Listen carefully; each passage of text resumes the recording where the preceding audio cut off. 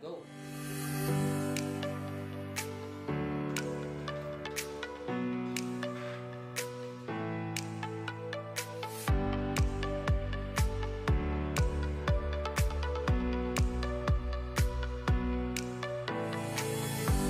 Hi, I'm Arlene Velasquez. I'm an OFW working in United Arab Emirates, Dubai. So ang work ko dun is nail technician sa salon for 4 years. So pagkakaalam naman natin lahat, yung Dubai, tourist spot siya. So parang nagbuboom ngayon dun yung hotels, mga tourism spots. So parang gusto kong mag-try kasi ang tagal ko nang nag-work as nail technician. Gusto kong mag-shift sa another work and experience also na maging receptionist. So napansin ko na more on computers. Ay zero knowledge ako. So kailangan ko talagang matuto na at least mag-navigate at mag-operate ng laptop. So, nakita ko yung project Tech Dojo sa Facebook. Nag-browse ako. So, nakita ko na nag-offer sila ng mga trainings. So, yun. Minessage ko sila. And, yun. Inquire ako about this.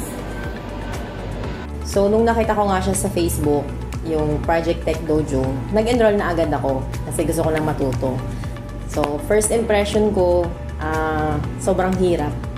Kasi, first time kong mag-operate ng laptop. So, wala talaga ako masyadong alam. Zero knowledge talaga. So, by the help of Mr.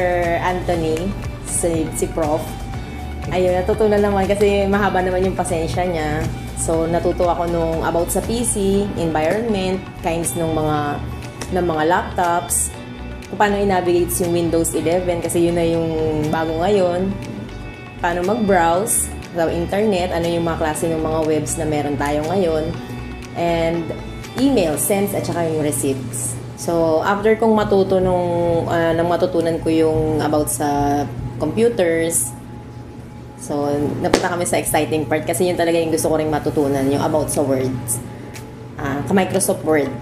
So, yung environment niya, na may mga ribbons pa pala yun. Tapos, yung formatting niya, paano mag-type, save, open, and then, yung paano siya i-navigate, I mean yung kasi pag nag-typing kakala ko ganun lang siya. So hindi pala. Yung parang mga ano niya, yung indent, paano ipasok yung mga margins niya. So yun lahat natutunan ko siya. So after that, akala ko yun lang yun.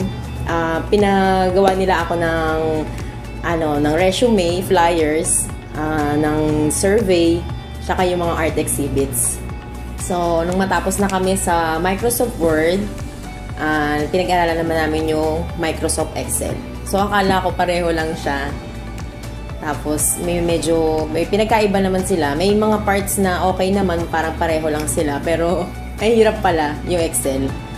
So, tinuruan nila ako about sa environment ng Excel, yung active cell, cell address, mga formulas, kung paano mag-enter ng data, formatting, yung currency, long date, mga ganun. Tapos, MDAS, PEMDAS, formula, yung function naman ng sum, average, minimum, maximum. And then, yun nga, medyo nahirapan ako, pero habang pinapractice ko siya, yun, nakaka-enjoy din pala siya. So, tinuruan nila ako ng mga formula. Tapos, napapadali pala yung buhay sa Excel. And then, after that, binigyan nila ako ng assignment. So, yun na dun pumasok yung payslip. Pinagawa nila ako ng payslip, grade sheet, at saka ng mga invoice. So, nag-enjoy naman ako habang pinapractice ko yung Excel ko. Okay.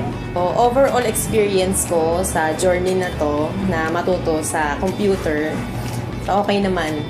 With the help of the instructor ng Project Tech Dojo, so, dami akong natutunan. Akala ko sobrang hirap. Pero yung step by step, talagang ituturo nila sa inyo.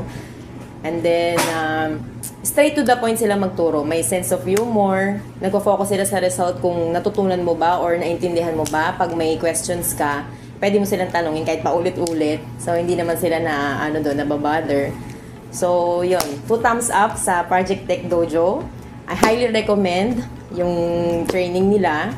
So, kung enroll na kayo, And kung may mga tanong kayo, inquiries, like nyo lang yung page nila sa Facebook. Ang name nila is Project Tech Dojo. So, thank you so much, Project Tech Dojo. Ang dami ko natutunan. Ang saya ng journey na to. Thank you so much. Okay.